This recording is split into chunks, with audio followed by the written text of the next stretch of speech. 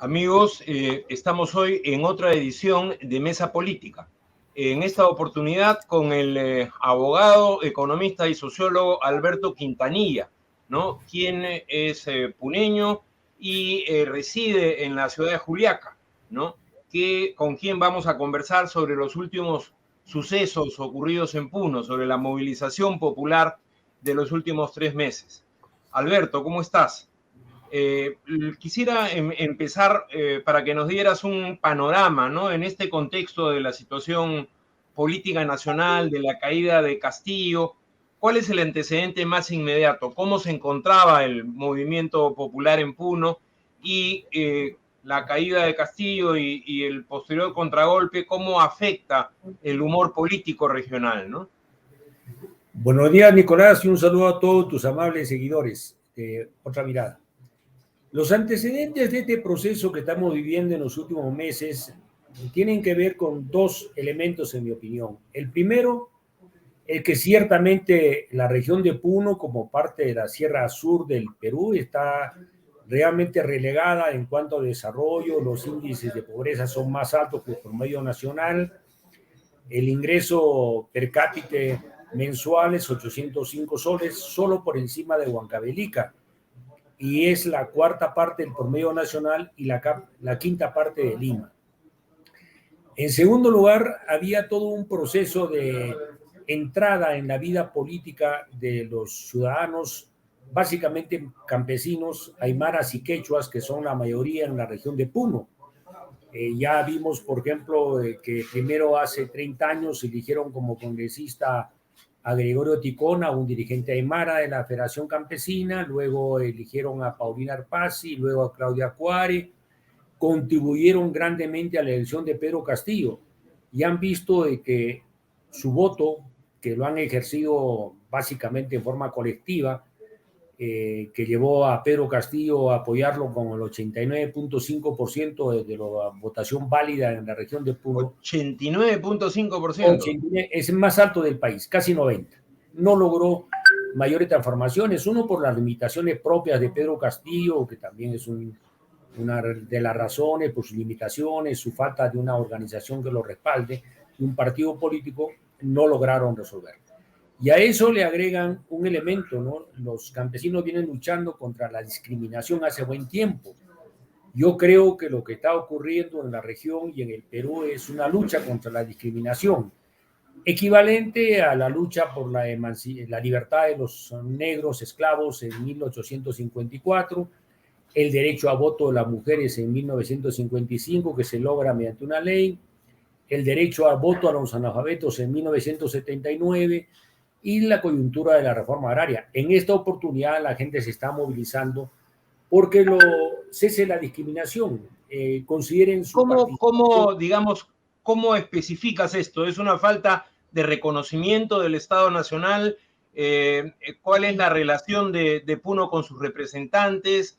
¿Cuál es el hecho concreto en que se manifiesta esta discriminación de los pueblos quechuas y aymaras? Mire, las regiones en general y Puno en particular han elegido no solo autoridades congresales y han contribuido a la elección del presidente Pedro Castillo, sino que también han elegido a alcaldes distritales y provinciales y también gobernadores. Y los han visto cotidianamente ir a Lima a tocar las puertas del Ministerio de Economía y Finanzas para que se les autorice la ejecución del gasto presupuestal ya aprobado en el presupuesto general de la República. Y los alcaldes regresan diciendo que no aprobaron su proyecto, no les han visto bueno, regresan después y los congresistas se convierten en meros tramitadores, ¿no? Que abren las puertas de acceso a los ministerios, pero no resuelven el problema. Entonces, el centralismo que se ha agudizado con la pandemia en los últimos años sigue manteniendo la decisión de cuándo y cómo y qué se gasta de los presupuestos. Y eso lo perciben claramente los ciudadanos. El otro elemento es la discriminación cotidiana, ¿no? O sea, vayamos a las declaraciones que ha hecho la señora Dina Boluarte, que Puno no es el Perú, ha menospreciado diciendo de que Puno está manipulado por Evo Morales y los bolivianos, financiado por el narcotráfico, financiado por la minería ilegal.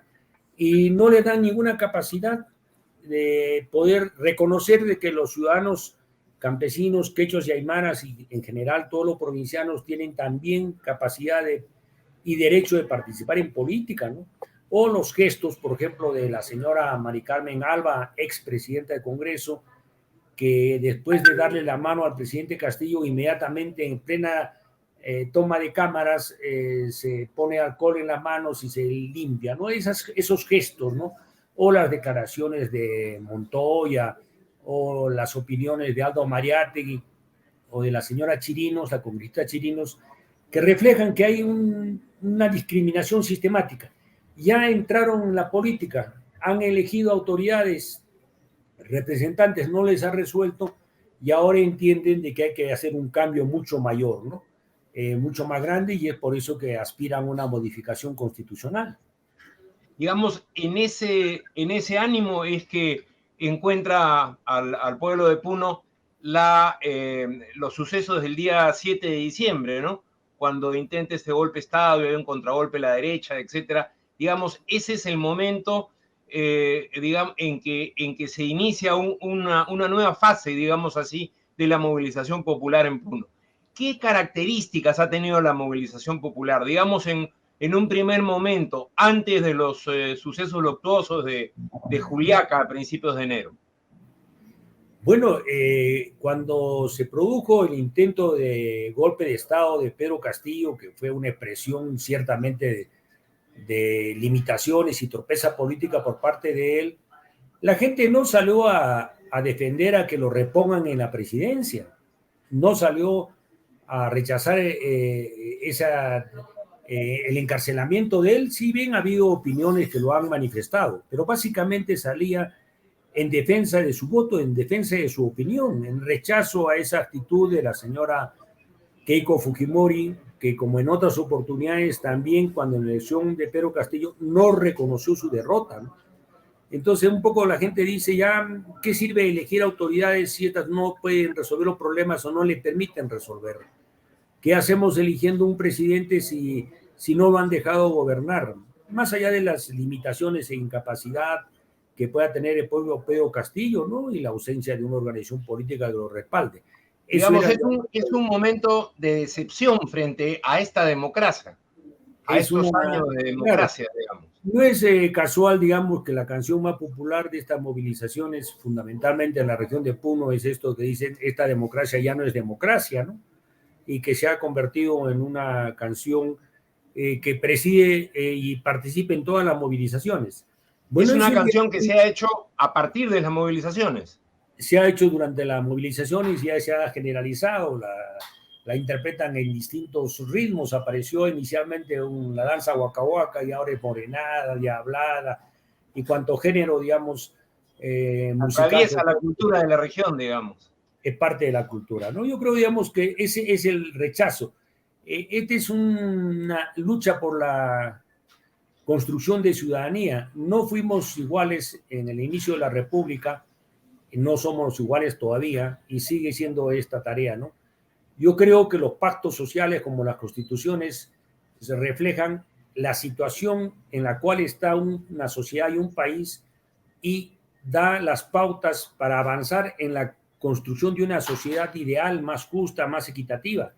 Y eso es lo que ahora se quiere, ¿no? Que se quiere que se permita en la presencia en la vida política de representantes del quechuas, aymaras o la gente del pueblo que actualmente percibe no está siendo tomada en cuenta debidamente, ¿no?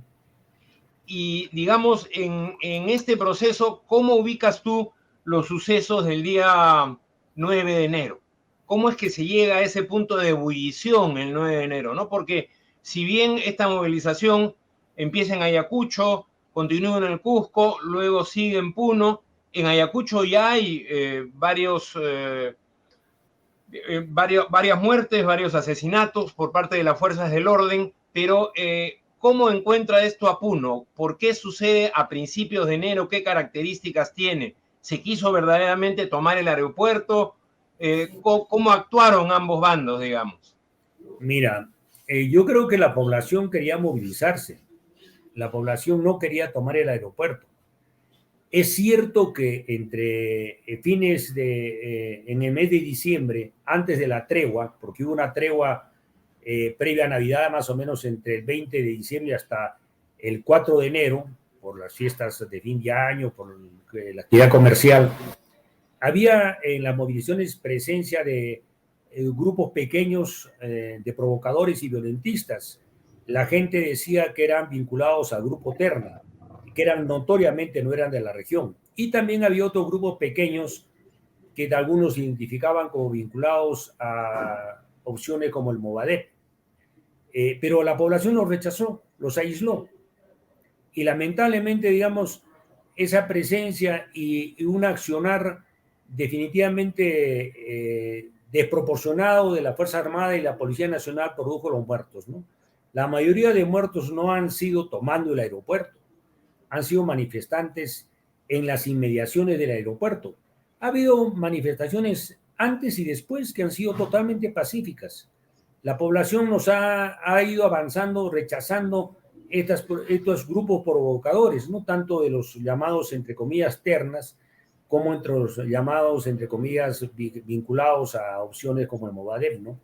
O sea, tú dirías que, digamos, este dispositivo de seguridad de las fuerzas llamadas del orden ha actuado como una provocación, más que como un control de la propia movilización, digamos, como una provocación de la violencia. Ha actuado como una actitud provocadora, sobre todo, digamos, hasta el 9 de enero. Después hay que reconocer que la actitud de la Fuerza Armada ha cambiado y han convivido movilizaciones multitudinarias en Puno, Juliaca, donde no ha habido ni siquiera un policía en la calle y ni un efectivo de la Fuerza Armada, me imagino para no caer en provocaciones o ser víctimas de ataques, pero no ha habido ningún acto de violencia, ¿no? Han sido movilizaciones masivas, buliciosas, entusiastas, emplazadoras, pero que han sido tolerantes. Incluso, digamos, han visto durante los carnavales cómo la gente que marchaba le echaba agua a los que no abrían sus tiendas y los obligaban a cerrar, y en algunos casos, como se vio también en Puno, la policía reaccionó echando baldes de agua a los manifestantes y terminaron jugando una especie de carnavales, ¿no? Lo cual significa, digamos, este espíritu cívico bullicioso, festivo que ha habido, y no ha habido intención de destruir ni agredir nada, ¿no? ¿Y cómo se ubica los sucesos de Juli y Ilave? Porque si tú dices que luego del 9 de enero hubo digamos, un cierto cambio en las Fuerzas Armadas y policiales, ¿cómo se ubica este tema de Juli y Ilave? Digamos, Mira, ¿habría como una ruptura en términos de estrategia o un cambio en la conducta de la movilización? ¿Qué pasó ahí? Mire, ¿qué pasó? Lo que pasó es lo siguiente. Entre Ilave, que es la capital de la provincia de Collao, a 75 kilómetros de la ciudad de Puno, y Juli, que está ubicada más o menos en los 104 o 105 kilómetros, hay un río, el río Ilave, y hay un puente, que es el nudo por el cual tienen que pasar necesariamente los vehículos que van hacia el lado de Bolivia. Y en esta época los ríos están bien cargados, o sea, la posibilidad de atravesar el río por badenes es menos. En toda la sierra están cargados. En toda la sierra, pero en esa parte en particular. El puente Ilave, había una suerte así. En el día lo bloqueaban los manifestantes, se retiraban a las 6, 7 de la tarde, venía el ejército, los limpiaba en la noche, y al día siguiente venían los manifestantes nuevamente, los bloqueaban, incluso soldaban fierros en el puente. Y eso se ha mantenido durante buen tiempo. Los aymaras decían, ¿quién se cansa, el ejército o nosotros? Y en esa lógica, lo que pasa es que ese día, 5 de marzo, hay una situación controversial.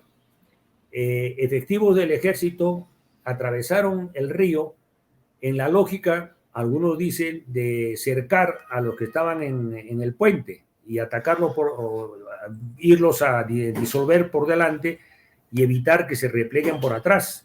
Y esta tropa tenía esa misión. Y Lo que fue lamentable es de que el día anterior hubo una suerte de desplazamiento de helicópteros en Juli, en la ciudad que está a 105 kilómetros de Puno. Y los helicópteros ciertamente son provocación, porque los antecedentes son como en el 9 de enero, tiraban bombas lacrimógenas desde arriba. Ajá. Y la gente ve como una actitud desproporcional. Claro, como un bombardeo, digamos. Un bombardeo. Entonces eso logró que hubiera dio como resultado 25 personas heridas, la mayoría en forma leve y algunos... Lo de Juli fue antes de lo de Ilave. Es el día anterior, el 4. Y el día 5 se produce este operativo. Y en mi opinión fue mal calculado. Es inadmisible que una persona, un soldado con botas, cascos, uniforme y una mochila de 20 kilos atraviese un río, y lamentablemente fue en un recodo donde había, digamos, una profundidad de 2 metros de profundidad, ¿no? Escogieron un mal sitio.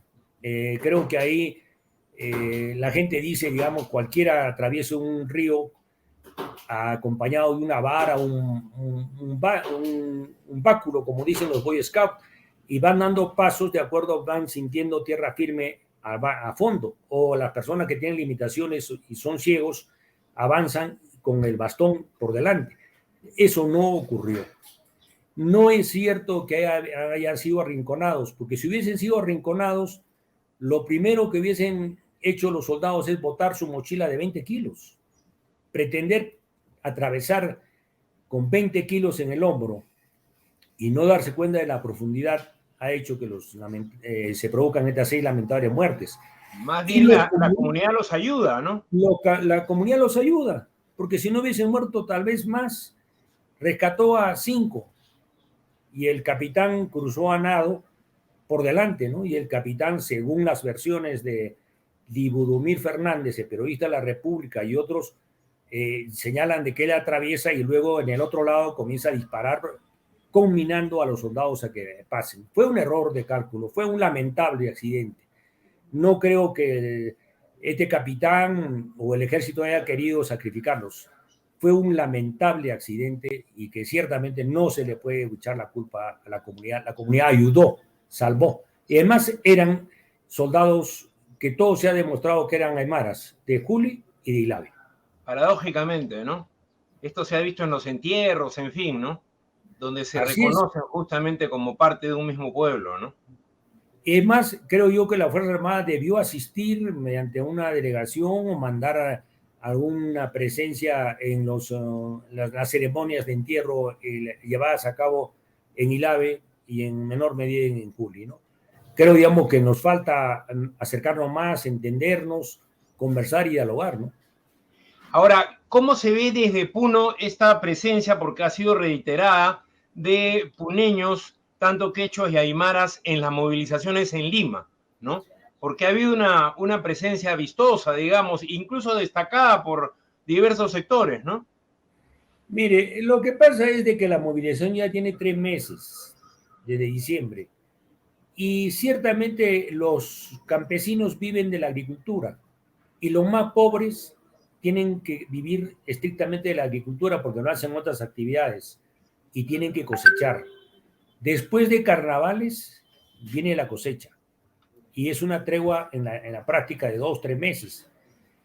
Lo que pasa es que la señora Dina Boluarte, la presidenta de la República, y el ministro Luis Alberto Otárola dijeron: ya se cansaron, ya es una derrota, es un fracaso la segunda marcha a Lima. Lo que querían hacer era mantener latente la presencia en Lima.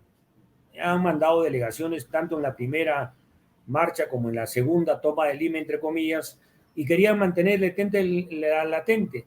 Pero cuando vieron que el día 4 le echaron gas a estas mujeres aymaras en Lima y que es un escándalo nacional que no termina todavía de ser resuelto, así es.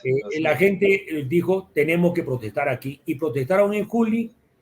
Se produjo esos acontecimientos previos y después el día siguiente... Tengo entendido que la señora que fue gaseada, que estaba con su hijo, es de Juli, ¿no?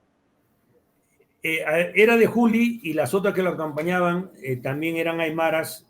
Juli y Lave están a 25 kilómetros de distancia, es una sola... el mundo aymara está en la ribera del lago Titicaca y está en la parte sur de Puno. Los aymaras son además características con el sombrero que tienen, ¿no? El sombrero ese medio en bombín, pequeño, y las trenzas y las polleras son absolutamente características de la zona aymara. También comparten la pollera con la zona quechua, pero el sombrero es aymara.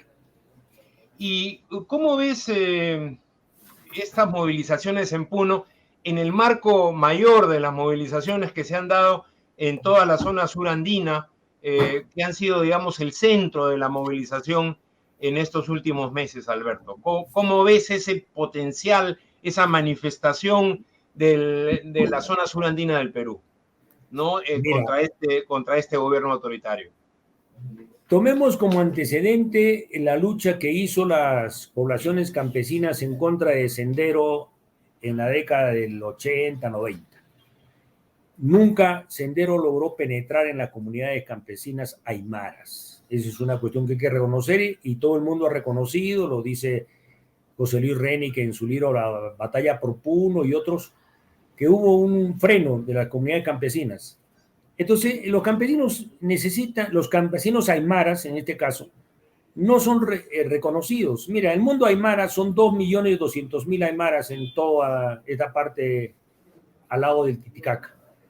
1.500.000, 1.800.000 están en Bolivia.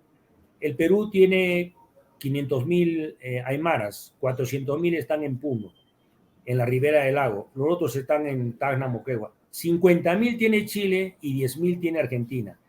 En las reuniones del mundo de los campesinos aymaras, se ven claramente, en Bolivia tienen recursos y apoyos del Estado porque han llegado de una otra forma a ser parte del gobierno, el socogobierno con el quechua que es Evo Morales. Pero los chilenos que teniendo 50.000 y su capital aymara en Tirana son los que tienen mayor despliegue de recursos y reconocimiento. Traen ediciones de libros, conclusiones en libros, financian las reuniones. Y los peruanos, que son más o menos 500.000, 400.000 en Puno, asisten con la más absoluta limitaciones, ¿no? Sin ningún apoyo del Estado. Siempre se ha reclamado que haya un reconocimiento del mundo aymara, un instituto que sistematice su cultura, su idioma, una universidad binacional aymara, etcétera, etcétera, ¿no? Entonces, eso también refleja por qué, digamos, los aymaras han venido planteando en forma sistemática. Y además los aymaras son gente emprendedora, ¿no? En Lima están en Unicachi, Tinicachi, en Gamarra, son básicamente comerciantes. Entonces, tienen una presencia, pero no tienen un reconocimiento, más allá de que se ha declarado el idioma aymara como oficial y que se toma como gran noticia de que algún estudiante, hombre o mujer aymara, sustente su tesis en ese idioma. No ha pasado la cosa.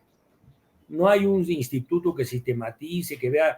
Y además, cuando el mundo campesino, quechua y aymara, decide entrar a una lucha social o política, lo hace colectivamente y lo hace familiarmente. Y cuando las mujeres aymaras y las mujeres quechuas entran a movilizarse, significa que ya decidieron familiar y colectivamente participar en esta lucha. Eso es lo que tiene que entenderse. Y la tregua que hay en estos 2 o 3 meses por la cosecha no tiene que ser interpretada pues, por Otárola como una derrota, ya se cansaron, etcétera, ¿no? Creo, digamos, que cada vez que la señora Dina Boluarte o Otárola se han referido a Puno, han cometido errores de tal magnitud que lo único que hacen es atizar el fuego. ¿Y cómo ves, Alberto, el futuro de esta movilización, digamos, en los próximos meses, en relación a la agenda que se ha levantado, ¿no? Que como tú bien señalas, lleva al movimiento social en Puno a proponer cambios más profundos, ¿no? Que simplemente, como entienden desde el gobierno, alguna atención en mayores políticas sociales, ¿no? Ya eso creo que quedó atrás, se plantean cambios más profundos, se habla primero inmediatamente de la renuncia de la señora Dina Boluarte, de el cierre del Congreso, elecciones adelantadas, y la posibilidad de un referéndum para convocar una asamblea constituyente. ¿Cómo ves el futuro del movimiento social en Puno, en la región andina, en el país, en relación a esta agenda, ¿no? Bueno, yo creo que la agenda tiene que aterrizar bastante, no un poco. Es cierto de que haría bien la señora Dina Boluarte en renunciar y abrir un curso de solución a los problemas, pero tiene que responderse socialmente. Tenemos que salir de esta lucha tratándonos más como iguales, ya no menospreciar a las campesinas, campesinos, a los comerciantes y comerciantes aymaras, hombres y mujeres. Tenemos que tener más igualdad. En el plano político habrá que profundizar la descentralización, darle más autonomía a los gobiernos municipales, regionales. Habrá que crear distritos electorales quechuas, aymaras o cuotas de candidaturas, no solo para candidaturas, sino de realmente elegidos, ¿no? Que es lo que quiere la población. Y realmente, digamos, ir también a un cambio ya en otras materias de la Constitución, como restablecer la planificación, el tema de la propiedad de los recursos naturales, que según el artículo 66, el país, la nación es dueña, pero mientras no se les explote. Cuando se les explota pasa a propiedad privada. En esos temas. Y recién vienen pues las atenciones. Lo que ha hecho la señora Dina Boluarte, la presidenta de la República, hace 5 días de anunciar un paquete, si tú lo ves, es una copia literal de lo que dijo el presidente Alan García Pérez en 1987. Es una copia, guardando las distancias, de lo que dijo el señor Pedro Pablo Kuczynski en el 2016 en relación al sur. Anuncios de obras que nunca se hacen. O sea, es el refrito de un mismo discurso estatal, digamos, ajeno a la realidad andina, puneña, dirías tú. Y no solo eso, he citado, digamos, a Alan García y también a Pedro Pablo Kuczynski, pero también lo repitió Yantumala, lo repitió. Son ofrecimientos, mire, evacuación de aguas pluviales, de descontaminación del lago Titicaca, que nunca se hacen y se están cayendo las obras. Y se caen por un sistema de contratación del Estado perverso que favorece y protege a los empresarios que ganan las concesiones, y así no las hagan o las hagan mal, no dejan de ganar. Tiene que cambiar eso. Entonces la señora Dina Boluarte... Es interesante, o sea, tú planteas que en el caso de la obra pública en Puno ha habido digamos, ha sido afectado por este tipo de contratación que hay en las últimas décadas, este tipo de contratación entre el Estado y los privados. Miren, sí, exactamente. La ley de contrataciones del Estado, al amparo de esta Constitución, tiene no solo los contratos ley, que no se pueden modificar cuando perjudican a la empresa, pero cuando hay modificaciones y adendas que perjudican al Estado, sí se pueden hacer. Entonces, eso de los contratos ley, eso es para un lado y no para los dos. En segundo lugar, las autoridades ediles o regionales, cuando hacen una obra pública, entran en un litigio, no se permite la prosecución de la obra, sino se obliga a la paralización hasta que termine el litigio. Primero la etapa de conciliación, que pueden ganar o perder, la etapa del arbitraje, que en el 95% el Estado ha perdido a nivel nacional los arbitrajes, y luego en el Poder Judicial, que duran 2 o 3 años. Entonces, ninguna autoridad que quiere ver una obra durante su gestión se anima a ir a defender realmente los intereses del Estado y del país. Debe cambiar. Bueno, entonces, Alberto, y también debe cambiar en la lógica de ya no ir a Lima a pedir autorización para que se ejecute el gasto, que vengan aquí, o que las autoridades de Lima, del Ministerio de Economía y Finanzas en particular, le digan: señor alcalde, su proyecto tiene estos defectos, en una semana le doy las correcciones, usted dirá si están de acuerdo o no y va para adelante. No que se los devuelven, y según dicen, es que tienen que coimear a los funcionarios del MEP, coimear a los funcionarios que deciden en Lima para que se puedan hacer las obras. Eso no puede ser. Además, lo que ya relataba de la contratación perjudicial para las municipalidades y en beneficio de los grandes empresarios. Alberto, te agradecemos desde Mesa Política en Otra Mirada por esta entrevista. Creo que ha sido bastante ilustrativa, ¿no? Tanto de los antecedentes como de la movilización misma ¿no? Si tuvieras algunas palabras finales que decir muy brevemente, ¿no? Antes de despedirnos de nuestra audiencia, por favor. Bueno, solo decirte que hay que buscar diálogo. El diálogo en política nunca deja de haber, por más que haya insultos y trompadas de uno u otro lado. Ya los movilizados y los de Puno y el país han dado su propuesta y sus exigencias. El gobierno tiene que responderlas y decir, esto es lo que proponemos. Y dialogar pues en sus lugares neutrales, no como la vez pasada, viene un grupo de viceministros a que dialoguen en el aeropuerto que está tomado como base militar, invitando a los dirigentes que vayan al aeropuerto. Prácticamente diálogo en un cuartel.